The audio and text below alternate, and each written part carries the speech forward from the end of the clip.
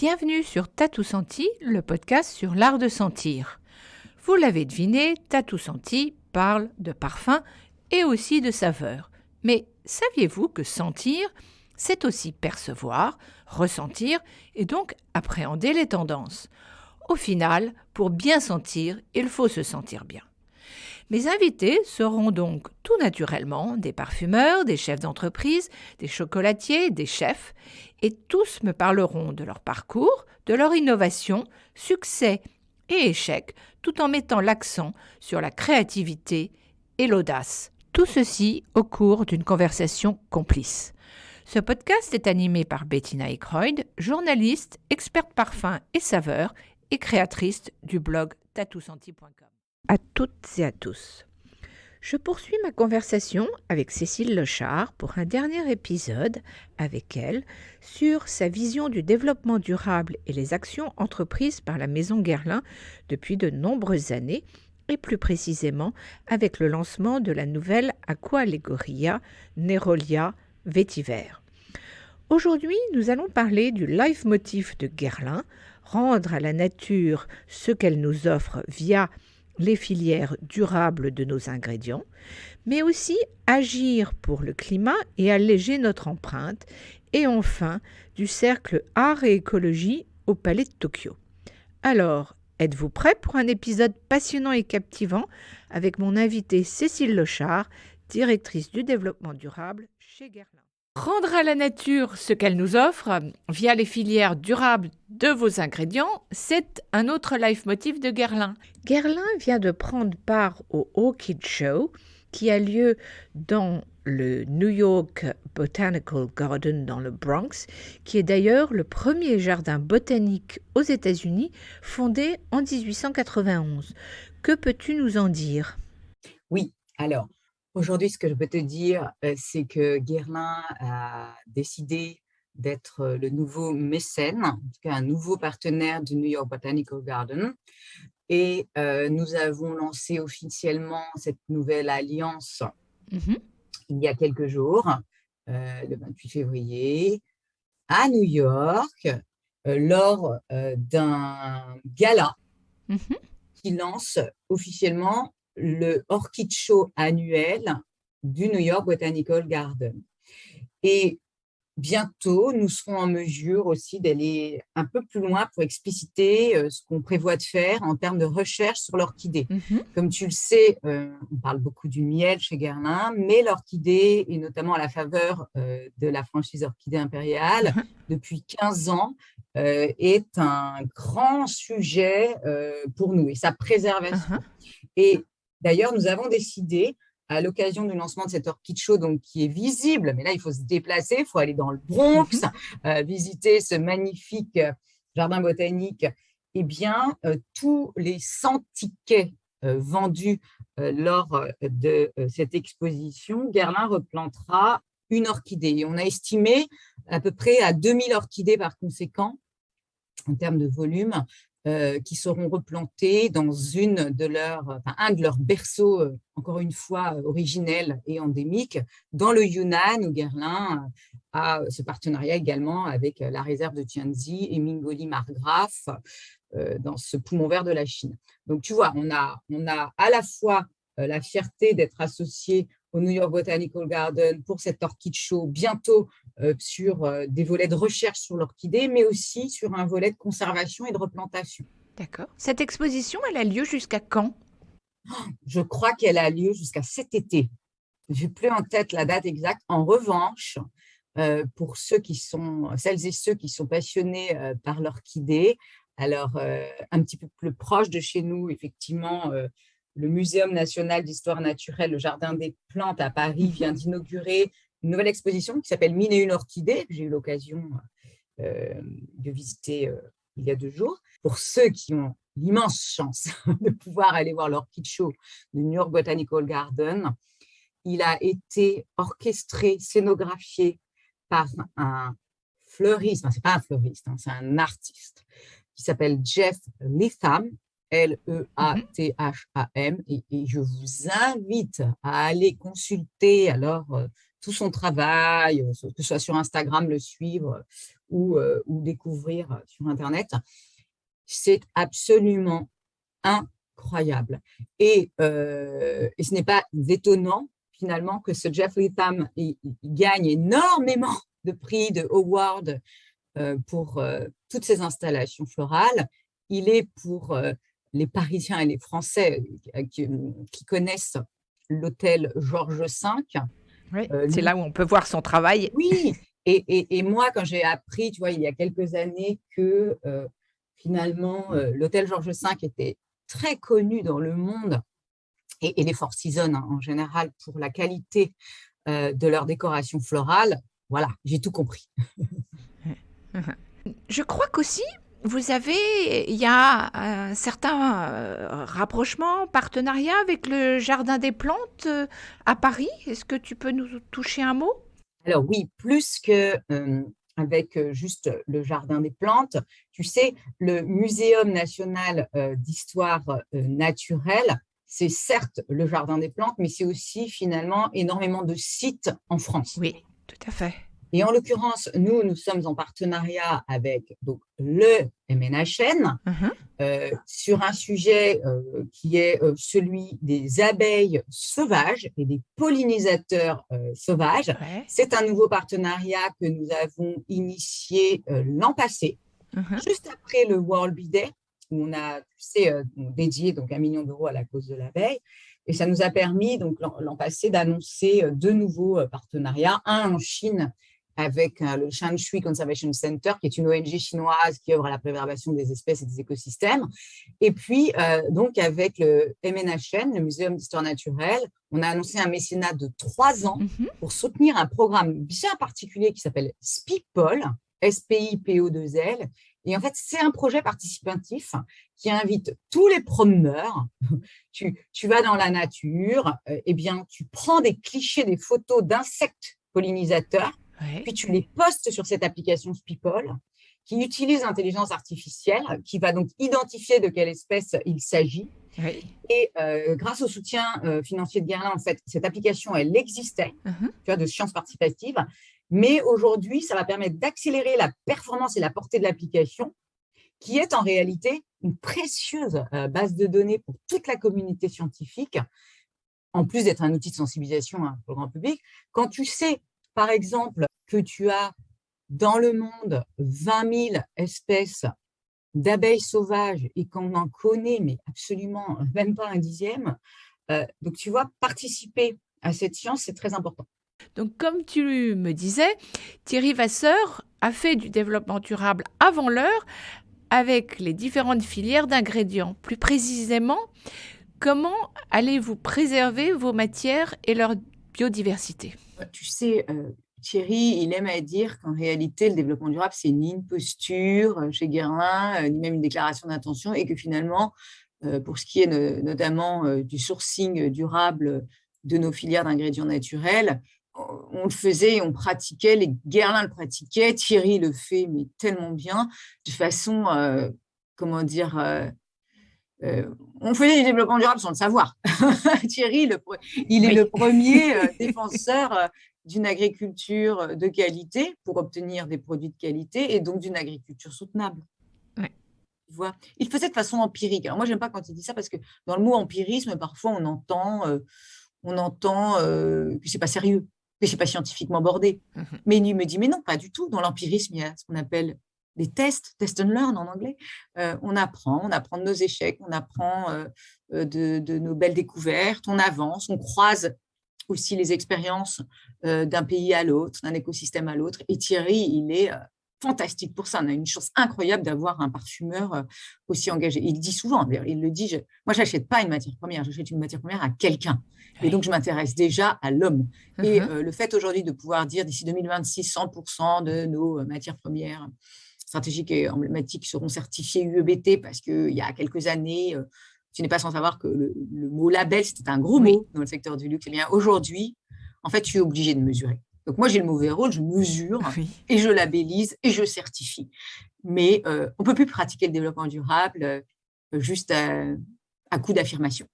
Absolument. Il faut aller chercher les preuves. Donc en fait, Guerlain entend continuer d'innover de façon durable avec des formules plus naturelles. Quels sont les moyens mis en œuvre? Et on pourrait se dire, après, y a-t-il pas... où se trouve la balance pour ne pas non plus épuiser aussi la matière? Mais tu as tout à fait raison, parce que si on va chercher la naturalité à tout va, tu risques de puiser, sauf qu'il ne faut pas épuiser. Tu Non. épuiser sans épuiser. Et que la chimie verte, la chimie blanche, notamment en matière de parfum, elle a aussi ses atouts et ses avantages. Et tu ne remplaces pas facilement une molécule de synthèse par une molécule naturelle. Et encore une fois, si tu vas sur du 100% naturel, tu risques d'avoir des petits problèmes d'allergènes, etc. Donc, en fait, ce n'est pas de nouveau une équation facile. Et Guerlain a été, tu sais, en 1853, finalement, notre colonie impériale était 100% naturelle. Elle est 100% naturelle. Mais Jiki, en 1889, eh bien, c'est l'invention de la parfumerie et de la synthèse, la parfumerie de synthèse, la parfumerie moderne. Oui. Donc, il faut pouvoir s'accorder aussi cette fameuse balance que tu disais, un bon équilibre. Oui. Et en l'occurrence, à Aqua Allegoria, on va chercher ce challenge de la naturalité parce que ça la correspond complètement à cette franchise, ça correspond complètement à l'image de la collection. Et puis, en revanche, Oui. il ne va pas être question de reformuler Chalimard, tu vois, forcément. Je dis volontairement. En revanche, il y a une trajectoire qui est claire quand tu sais que l'alcool représente 70 à 80% de la formule d'un parfum, Oui. d'une fragrance. Mhm. Eh bien, agir sur la matière première elle-même, et c'est pas très sexy à dire, mais bon, voilà, faut pas l'oublier, la parfumerie, elle dépend de la betterave sucrière. Oui. Donc, la betterave sucrière bio et de l'alcool bio, ça nous semblait, pardonne-moi, être en revanche un prérequis. Et on nous interroge aujourd'hui, mais est-ce que cela est à dire que vous allez aller chercher la durabilité en matière d'éthanol, donc en matière de parfumerie, surtout vos parfums? En revanche, là, je suis très, très claire et je suis catégorique. Oui, bien sûr, que ce soit de l'alcool dit issu de l'agriculture régénératrice ou de l'agriculture bio, parce qu'aujourd'hui, il y a différentes catégories, différents cahiers des charges, et ils sont très intéressants à étudier, puisque s'il y a bien un exercice qu'il faut éviter quand on pratique le développement durable, c'est les certitudes. Parce que la certitude d'aujourd'hui, c'est l'incertitude de demain. Et bien, la seule certitude que j'ai, que je peux te partager, c'est que d'ici 2030, effectivement, on espère, parce qu'après, il faut avoir l'approvisionnement suffisant, que 100% effectivement de nos fragrances soient développées à base d'alcool soutenable, durable. D'accord. Et donc, Nerolia Vétiver est le premier à ouvrir cette démarche. Toute la catégorie, Oui. en fait, les 12, toute la collection Aqua Allegoria, et bien sûr, puisqu'on lance un nouveau jus, Nerolia Vétiver en premier lieu. Alors, en fait, vous étiez déjà pionnier en matière de traçabilité. Guerlain a poursuivi avec la plateforme Be Respect. En quoi est-elle innovante? Elle est innovante parce qu'en 2019, on a levé le voile sur les coulisses du luxe, sur toute l'analyse de cycle de vie de nos produits, de nos créations.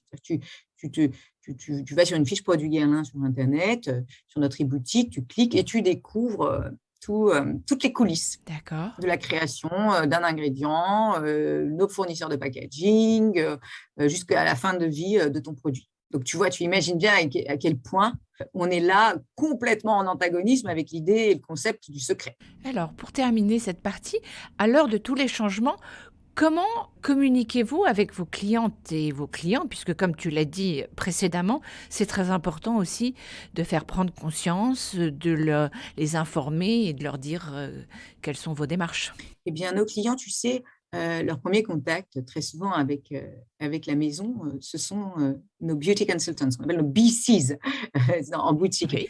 Et nos BCs, ce sont nos meilleures ambassadrices. Donc, bien sûr, qu'est-ce que cela veut dire en back-office? Ça veut dire qu'il faut les former, parce que le sujet du développement durable, ce n'est pas facile. Et très souvent, elles le connaissent, ce sujet, elles savent tout ce qu'on fait, bien entendu, puisqu'elles sont formées et qu'elles ont un attachement à la maison et qu'elles ont un attachement à son engagement. Mais elles ont peur, et à leur décharge, mais je serai comme elle, puisqu'aujourd'hui, le client, il est de plus en plus sachant, de plus en plus informé. Donc, tu vois, comment on communique? C'est déjà en formant les premières qui sont au contact de nos clients et donc qui sont nos consultants de beauté. Ensuite, nous avons accéléré ce volet de communication durable. Aujourd'hui, quand tu te rends sur le premier média que constitue Instagram pour une marque, eh bien, depuis 2 ans, tu pourras constater qu'enfin, on adresse le sujet du développement durable, donc un sujet finalement très institutionnel, et pas seulement un sujet produit. Puisque pour très longtemps, quand tu surfes sur les Instagram des maisons de luxe, tu vois beaucoup de produits, beaucoup de créations. Et c'était le cas de Guerlain. Et depuis 2 ans, tu as énormément aussi Tout à fait. d'informations liées au développement durable. Donc bon, je te réponds, tu vois, sur ces 2 sujets, et je pourrais aller beaucoup plus loin en t'expliquant qu'on développe à chaque fois pour nos innovations un 360 de communication, dont l'asset développement durable se situe à tous les niveaux. En CRM, tu sais, les newsletters. Aujourd'hui, enfin, il y a quelques années, la loi du genre était de dire non, non, non, une newsletter, elle est dédiée à créer du clic sur Internet et à vendre. Ce n'était pas informatif. Il y a d'autres formats pour ça. Il y a la e-boutique, il y a les sessions corporate de la e-boutique. Donc, développement durable, pendant très longtemps, il est resté un onglet au sein du très beau site institutionnel d'une maison. Eh bien, tout change et on a réussi à faire plusieurs, mais parce que tous les métiers aujourd'hui chez Guerlain sont onboardés, sont engagés et que c'est facile. C'est facile quand une maison a une maturité pareille et puis surtout, si tu veux, une Véronique Courtois, voilà, tous les métiers doivent être engagés. C'est systématisé. On ne se pose plus de questions. Ça fait partie, voilà, de la stratégie et c'est pas un mot pieux, c'est pas un vœu pieux.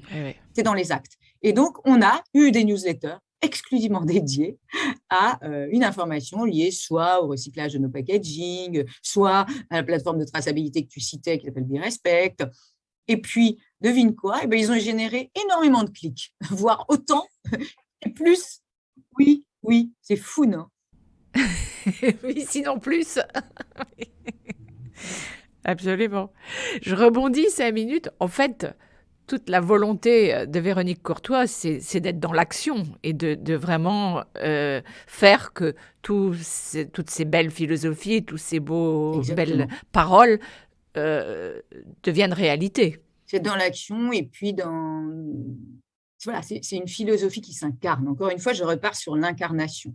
Parce que je pense que, tu sais, non, mais tu as raison. On parle souvent de la jeune génération qui est la plus engagée. Moi, je pense que la jeune génération, elle forme aussi ses parents et ses grands-parents. Aujourd'hui, oui, absolument. Voilà. Et puis, c'est faire porter beaucoup de responsabilités, je le dis souvent, sur les jeunes épaules. Déjà, on leur offre un monde qui est quand même pas aussi sympathique que celui dans lequel on est né, qui est assez anxiogène. Et en plus, on dit oui, c'est eux qui sauveront la planète. Offrons-nous aussi leur droit d'être schizophrènes parfois. Hein. Oui. Mais c'est vrai que cette jeune génération, elle veut des preuves. La jeune génération, tu lui racontes plus les mêmes choses. Tu la fais plus rêver pareil. Et en revanche, tout le travail d'une société et d'une maison de luxe, on est des industries éminemment créatives. Nous avons aussi une responsabilité.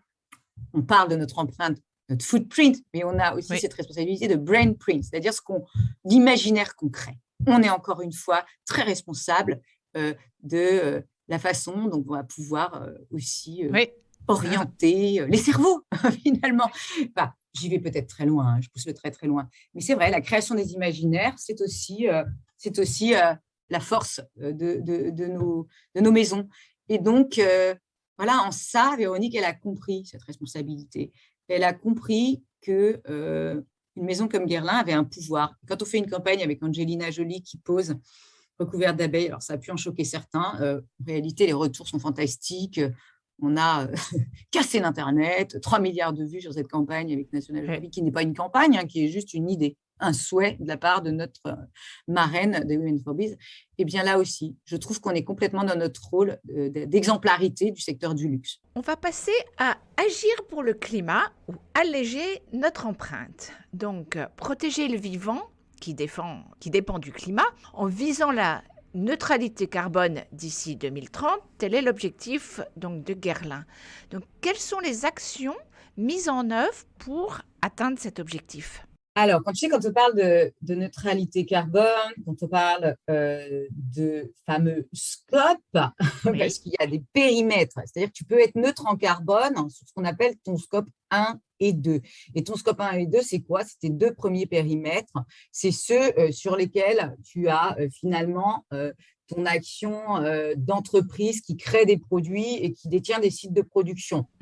Donc, finalement, tes scopes 1 et 2, ça représente en général, en tout cas pour Guerlain, qui bien sûr a établi son bilan carbone depuis de nombreuses années, c'est un faible pourcentage de tes émissions totales, mais c'est une nécessité tout de même de travailler sur le sujet comme tu imagines.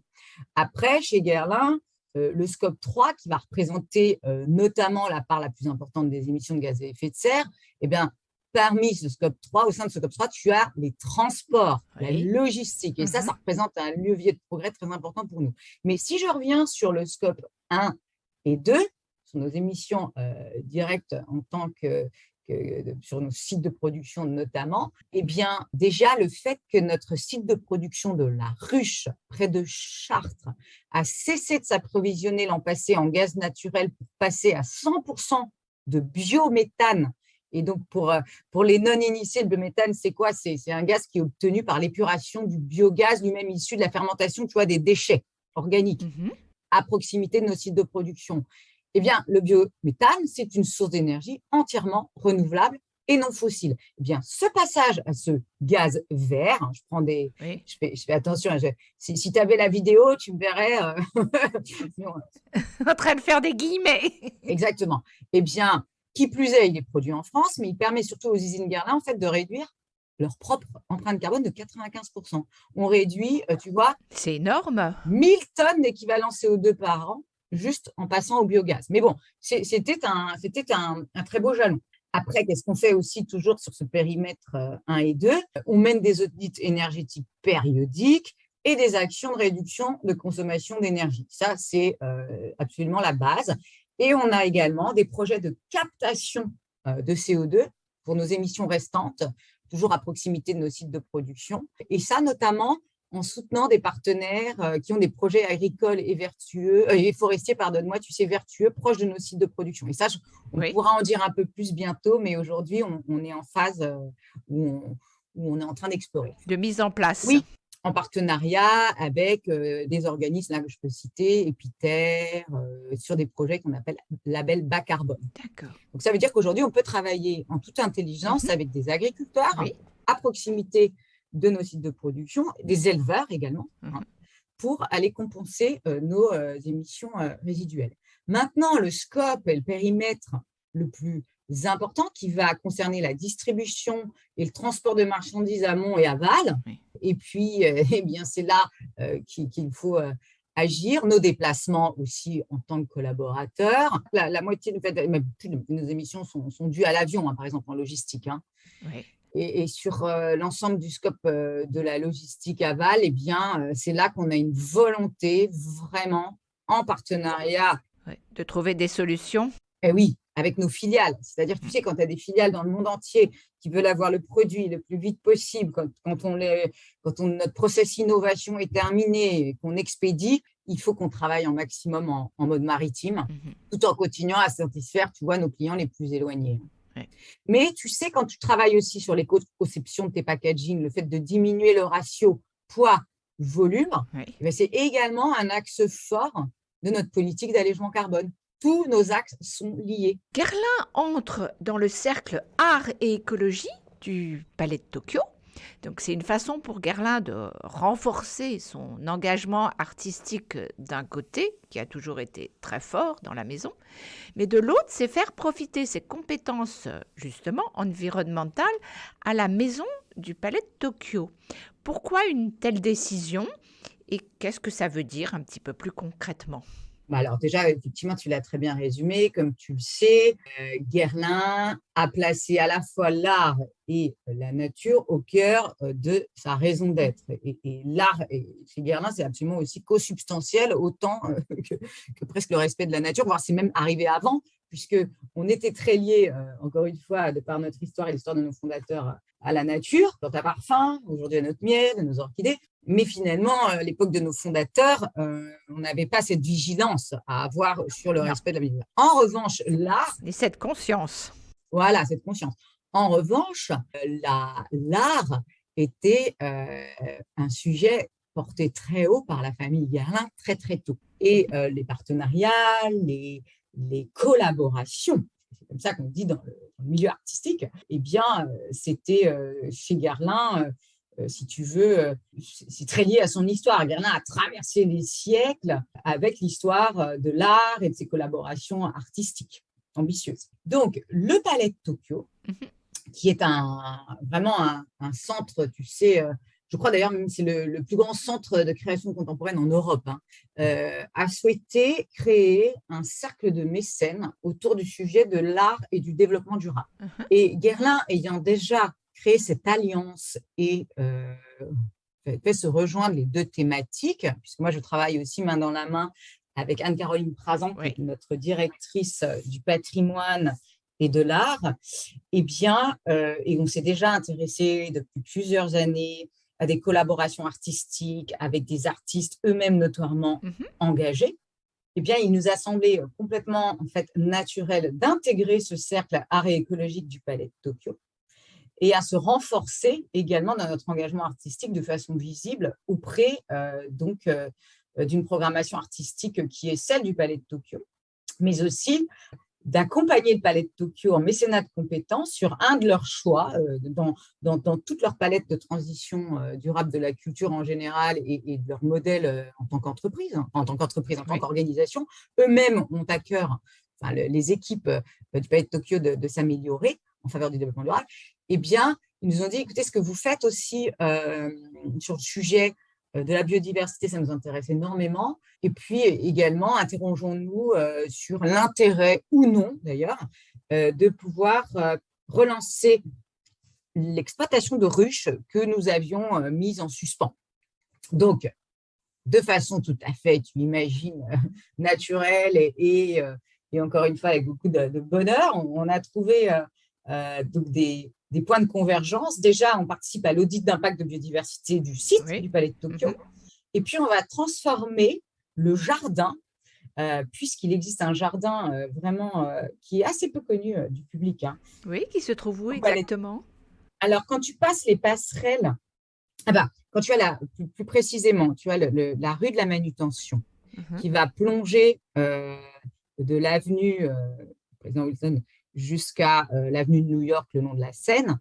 Là, tu as toute une batterie d'escaliers, tu descends, tu perds plusieurs mètres, et c'est donc en contrebas que ce jardin borde le Palais de Tokyo. Et donc, c'est là qu'on va transformer le jardin au bénéfice des pollinisateurs. On va installer des ruches qui vont être animées par une de nos Women for Bees françaises de l'an passé, Lorraine. Oui, c'était tout à fait normal et logique. C'était complètement logique. C'est celle qui est installée dans la réserve de biosphère de Fontainebleau, donc aux abords de Paris. C'est facile pour elle. On va planter des essences mellifères dans le jardin. Et ensuite, on s'est même réservé, en test and learn, l'occasion de pouvoir aller tester la qualité environnementale de ces miels qu'on va pouvoir obtenir à partir de la cire d'abeille. Tu peux, à partir de la cire d'abeille que tu prélèves dans les ruches, venir étudier la qualité de ton miel. On a aussi décidé, et ça, on va le faire en partenariat avec Anne-Caroline, toutes les deux, d'animer une Bee School, notre programme de sensibilisation à l'abeille, auprès des jeunes publics et des publics éloignés du Palais de Tokyo, à l'occasion de la journée de l'abeille le 20 mai notamment. Donc, tu vois, il y a de nombreuses actions comme ça sur l'environnement qui seront menées sur le site, mais aussi des activations comme des ateliers, des expériences immersives liées au sens, au cycle des saisons, de la nature, qu'on va pouvoir proposer tout le long de ce partenariat de 3 ans au Palais de Tokyo. Bon, écoute, c'est formidable et on a hâte de voir ça de plus près. Alors, parlons créativité et audace. Donc, la créativité, c'est inventer, c'est prendre des risques, c'est briser les règles. Est-ce que cela te parle? Je pense que c'est une évidence, mais tout de même. Et est-ce que tu as une anecdote à la fois ou personnelle ou professionnelle au sein de Guerlain à nous partager? Tu sais, c'est pour moi une illustration assez concrète Oui. de breaking the rules, ou en tous les cas, le business as unusual, c'est d'avoir proposé ce fameux Sustainable Board. Parce que de proposer que Guerlain intègre un organe, alors même s'il reste absolument indépendant, cet organe, il est quand même indépendant, mais il est très vivant au cœur de notre stratégie. Et je m'amuse j'espère qu'ils ne m'entendront pas, mais a dit… C'est pas grave s'ils l'entendent, ça le fera peut-être avancer d'autres choses, on ne sait jamais. Non, mais je dis souvent que c'est mettre… Alors, c'est même pas le loup dans la bergerie, c'est mettre les 13 loups dans la bergerie. Non, c'est 13 experts avec qui on partage nos priorités, qui nous aident à identifier des sujets émergents. Si tu veux, on est quand même…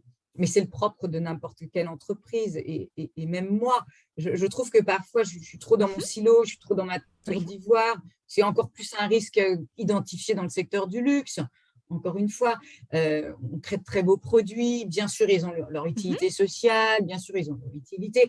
Mais voilà, on sait aussi qu'on crée de la beauté, qu'on crée de la futilité. Hein. Moi, je reconnais ça aussi.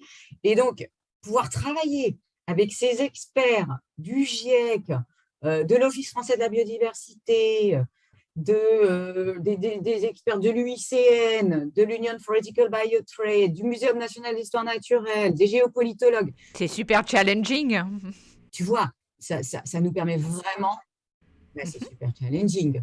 Et puis, certes, ils vont valider mon adresse de façon claire, juste et proportionnée nos sujets, mais ils vont aussi, encore une fois, nous dire là, vous êtes faible, là, il faut avancer plus vite sur ce sujet-là, et donc, construisons ensemble, ou alors débrouillez-vous, mais en tous les cas, accélérez, puisqu'ils donnent vraiment, tu sais, de façon libre et indépendante leur opinion. Hein. Donc, très sincèrement, ça, j'en suis assez fière, parce que tu vois, 13 expertises multidisciplinaires pour porter plus loin nos ambitions responsables, eh bien, au départ, bien sûr, quand tu présentes le sujet à ta CEO, à ton COMEX, qui n'a jamais finalement travaillé main dans la main avec ce type d'organe, bon, bien sûr, oui, allons-y. Et puis après, dans le dur, eh bien, écoute, on en est déjà à 2 gros meetings. Eh bien, moi, j'avais à la fois peur, je t'avoue, de me dire, mince, j'ai peut-être fait… Je suis peut-être allée trop loin. Peut-être que je suis allée un peu trop loin. Et non, en fait, c'est aussi là que tu sens que, voilà, moi, j'ai un COMEX qui est complètement aligné sur le développement durable. Je n'ai même pas besoin des… Et là, on n'est même plus, si tu veux, comme dans certaines organisations, dans ce qu'on appelle la sensibilisation, le onboarding, etc. Tu sens que c'est au cœur de la stratégie et que chacun a bien à cœur, chacune des fonctions du COMEX a bien à cœur, si tu veux, d'entendre et de prendre en compte les opinions, les conseils de la part des experts sur ses propres sujets. C'est bien parce que c'est avoir un œil extérieur et comme tu l'as très bien dit, très facilement, on s'enferme dans son monde et d'être challengé de cette façon-là, ça ne peut être que positif et tirer tout le monde vers le haut. Exactement. Quels a été pour toi les plus grands défis au cours de ta carrière professionnelle? Les plus grands défis, eh bien, écoute, déjà, c'est comme je le dis aussi parfois, et mon père était finalement, tu sais, un visionnaire dans la finance durable, mais il est arrivé presque trop tôt. Oui. C'est-à-dire que c'est bien d'avoir une bonne idée, mais si tu n'es pas time to market, tu peux t'essouffler. Et finalement, moi, j'ai réalisé qu'il m'était un petit peu arrivé la même chose avec beaucoup de modestie. Hein. Je ne dis pas que j'ai été visionnaire, mais quand j'ai… Oh, d'une certaine façon, si tu peux le dire, ou tu es une actrice de ce changement. Alors, en tous les cas, j'espère. Si en tous les cas, j'ai pu contribuer à la petite pierre à l'édifice, j'en suis ravie. Mais effectivement, tu vois, il y a 11 ans, toute l'étude que j'ai pu mener sur luxe et développement durable, le livre que j'ai écrit, finalement, à l'époque, ce n'était pas, si tu veux, un sujet qu'on adressait avec confort. Et comme je te l'ai déjà confié, effectivement, si pour répondre à ta question, c'est quoi un des challenges, c'est ça. C'est d'avoir été peut-être, d'avoir en tous les cas initié un sujet, participé à son initiation à un moment où c'était presque trop tôt. Donc ça a été un challenge d'ego, me dire, je ne comprends pas pourquoi les gens ne sont pas tous en train de suivre mon sujet. Je suis convaincue que j'ai raison. C'est affreux d'être comme ça, tu vois. Mais en réalité, ça a été aussi riche d'enseignements, c'est que tu peux avoir la meilleure des idées si elle est pas, si tu veux, si elle répond pas Oui, au moment. à un moment donné à une réalité sociétale ou en tous les cas, si elle vient pas rencontrer son public, bon, bah certes, tu as noté qu'il y avait une transformation, Mm, mm. mais tu vas pas pouvoir agir. Donc, c'est à la fois un challenge, mais aujourd'hui, tu vois, j'ai cette immense satisfaction de voir que le sujet est pris en main. Mm, tout à fait. Mais c'est vrai que cette question de time and motion, elle est cruciale. Et que si tu es trop tôt, tu te cognes à un mur et comme tu viens de le dire, tu comprends pas. Non, Donc, exactement. voilà. Alors, maintenant, passons à un petit questionnaire perso. Quel est ton truc anti-stress? Mes animaux. Ce sont quoi tes animaux, plus concrètement? Ah bah, alors écoute, pendant très longtemps et dans ma jeunesse, j'ai eu la chance d'avoir des chiens, enfin un chien notamment, des très gros chiens. Nous, on aimait les très gros chiens. Et puis ensuite, eh bien, vivant dans un appartement parisien avec mes deux fils, je n'étais pas du tout fan. Alors, j'adore tous les animaux, mais tu vois, quand t'es team dog, t'es pas fan Tout à des fait. chats. Tu as toujours l'impression que franchement, c'est tellement pas sympathique, cette espèce. Oui, oui, je suis complètement d'accord. Eh bien, moi, j'ai appris d'abord à aimer voilà, le règne animal. Oui. Je crois que je suis même encore la seule. Je pouvais défendre des souris et des rats. Ça ne me gêne pas du tout. Je trouve qu'ils ont leur rôle. Je les trouve mignons. Donc non, je n'ai pas des rats, mais nous avons 3 chats, figure-toi. Que tu as appris à aimer. Mais je les adore. Ouais. Et c'est cela dit, je te garantis, parce que je m'intéresse aussi en parallèle énormément au sujet de la médiation animale, à quel Oui. point les animaux peuvent nous aider sur de nombreux sujets, hein, que ce soit dans les hôpitaux, dans les prisons, Oui. sur la santé mentale. Eh bien, moi, je fais l'expérience, pour répondre cette fois-ci de façon directe à ta question, mais que ce sont de formidables anti-stress. Alors, très utilitariste de dire ça, hein, parce que les vrais amoureux des animaux te diront mon Dieu, il ne faut pas utiliser un Oui. animal comme un objet. Ben, moi, c'est mes boules anti-stress. Non, mais moi j'ai vu des reportages effectivement absolument sublimes, surtout dans les hôpitaux avec des chevaux. Ah, le cheval Peyo qui accompagne comme ça dans le nord de la France, c'est incroyable. Ouais. C'est incroyable, qui accompagne là, c'est même triste, hein, mais c'est très triste, c'est les personnes en phase terminale. Ouais. Donc là, je te dresse vraiment le portrait le plus dur, hein. Mais sinon, en accompagnement aussi dans les maisons de retraite. Mhm. En Bourgogne, il y a un programme avec les chouettes dans des maisons de retraite. Non, mais écoute, c'est une discipline qui est récente, mais qui, à mon sens, va connaître, enfin, tu vois, on commence à apprendre énormément sur le sujet et je trouve ça absolument, mais passionnant. Ouais, ouais, ouais. C'est Rupert Sheldrake qui a beaucoup parlé sur le sujet. Moi, je l'ai découvert il y a quelques années et c'est effectivement. Alors, je t'invite à aller regarder aussi des reportages sur Leila Del Monte. Oui, C'est incroyable. Donc avec les chevaux, avec des panthères, c'est saisissant. d'accord. Ton geste écolo. Non, mais j'en ai beaucoup. Oui, je m'en doute. Mais alors, Celui qui te tient peut-être le plus à cœur, qui est le plus important pour toi. je vais être hyper honnête. J'en ai un, mais en fait, ils sont mes deux plus grands gestes écolos, en fait, c'est presque la malhonnêteté intellectuelle de ma part. Parce que, alors, j'ai jamais mangé de viande, Oui, bah parce que j'aime pas ça. Donc, voilà, tu vois que ça serait quand même, c'est pour ça que je suis très prudente, comme j'ai arrêté de manger de la viande, je peux moi-même, j'ai pas idée de ce que c'est d'aimer de la viande, donc, aimer de la viande, donc mais je sais, moi, j'ai certains amis qui me disent, tu sais, on a énormément diminué notre consommation. mhm, Mais j'imagine que quand on adore quelque chose, ça doit être terrible. Mais voilà, très clairement, et là, je pense que ça participe énormément au fait que finalement, mon empreinte, elle est assez réduite mhm. sur ce sujet. Donc, je ne mange pas de viande. Et puis, j'ai envie de dire, je ne conduis pas. Donc, tu vois, encore une fois, c'est malhonnête. J'ai raté mon permis maintes fois. Donc, je n'ai pas de voiture. Alors, comment te ressources-tu? Eh bien, par des voyages à la campagne pour aller voir ma sœur, mes parents. Ça a définitivement ouvert.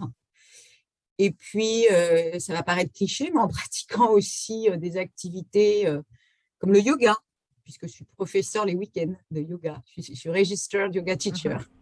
Et donc, avec mes amis, je donne des cours qu'à mes amis. Il y a autre chose? Oui, bien sûr, il y a des projets qui me tiennent à cœur quand il s'agit de voyage. C'est le volunteering sur la cause animale avec mes fils. Ça, c'est un vrai reset. Ouais. Voilà, comme il y a 3 ans, le premier qu'on ait fait vraiment en famille dans un camp de réhabilitation des guépards en Afrique du Sud. Et ça, pour moi, c'est la plus grande satisfaction. Et j'ai eu cette chance aussi au Cambodge. Oui. Angelina Jolie était accompagnée de 2 de ses meilleures amies, dont une femme absolument incroyable, Lu Hongwong, qui a écrit le film, c'est le livre Third They Killed My Father, dont le film d'Angelina Jolie a été issu.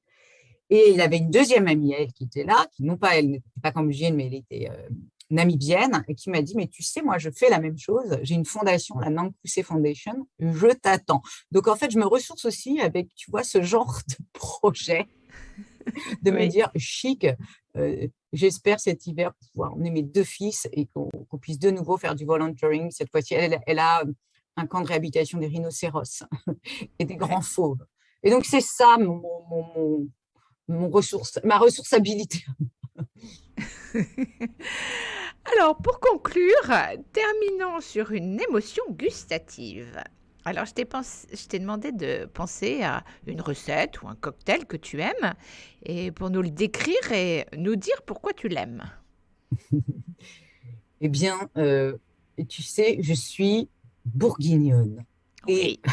Et mon cocktail, il n'est pas très, comment dire, élaboré. C'est le kir. J'adore.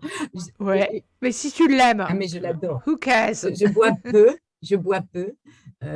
Mais franchement, tu sais, très souvent, hein, les sensations, qu'elles soient olfactives, les mémoires olfactives, mais aussi gustatives, c'est un peu les Madeleines de Proust. Alors non, je n'ai pas commencé à m'alcooliser très jeune, hein, je tiens à le préciser, mais quand j'ai été en âge de pouvoir goûter au kir, eh bien, écoute, j'adore ça. J'adore ça parce que c'est notre terroir, c'est notre cassis bourguignon. Et puis, j'aime bien lui faire des infidélités en le mêlant à nos amis champenois et avec le kir royal, forcément. Eh bien, écoute, un grand merci pour ce riche interview et toutes les belles actions que Guerlain peut mener, parce que on est un peu avec toi, grâce à toi, rentré dans les coulisses que l'on ne connaît pas forcément de cette belle maison. Et j'avoue que je suis moi-même une fan depuis très longtemps des parfums Guerlain, parce que je peux dire que le premier parfum chez Guerlain que j'ai porté, ça a été Jardin de Bagatelle. Et quel est aujourd'hui ton parfum préféré? C'est à moi de t'interviewer. Il n'y a aucun problème. Eh bien, écoute, je suis revenue à Shalimar, qui a été un de mes parfums, et j'ai découvert l'eau de Cachemire. Que j'aime beaucoup. Et ça, c'est pour le soir. Donc, je me fais ma Marilyn Monroe en brune et je me parfume à l'eau de Cachemire. C'est très élégant. Et alors, toi, quel est ton préféré ou quel a été à la fois ton premier et celui que tu reviens ou que tu portes régulièrement? Écoute, moi, j'ai eu des coups de cœur chez Guerlain. Tu vois, il y a quand les Aqua Allegoria sont nés, Oui. je suis tombée en amour pour ces eaux. Donc, on en a déjà parlé avant. Et j'adore Nectar et Dissolé, qui est sorti l'an dernier avec du miel. Et encore une fois, là, pour l'instant, je suis absolument addicte à la nouvelle fragrance, à Nérolia Vétiver. Parce que j'adore le Néroli, je l'ai déjà dit, mais alors, vraiment, en alliance avec le vétiver, et je t'avoue que je l'ai porté énormément, même la semaine passée à New York, etc. Et tout le monde me dit, mais attendez, il est incroyable, ce parfum que vous portez. Donc, je pense qu'il peut avoir beaucoup de succès. D'accord. Écoute, merci beaucoup. Merci infiniment à toi, Bettina. Si vous avez aimé cet épisode avec Cécile Lochard et que vous voulez soutenir Tatou Senti Podcast, favorisez sa diffusion en mettant un 5 étoiles ou un commentaire sur Apple Podcast ou sur votre plateforme préférée. Mais surtout, abonnez-vous pour ne manquer aucun des épisodes gratuits de Tatou Senti, le premier podcast sur l'art de sentir. En attendant le prochain épisode, sentez-vous bien!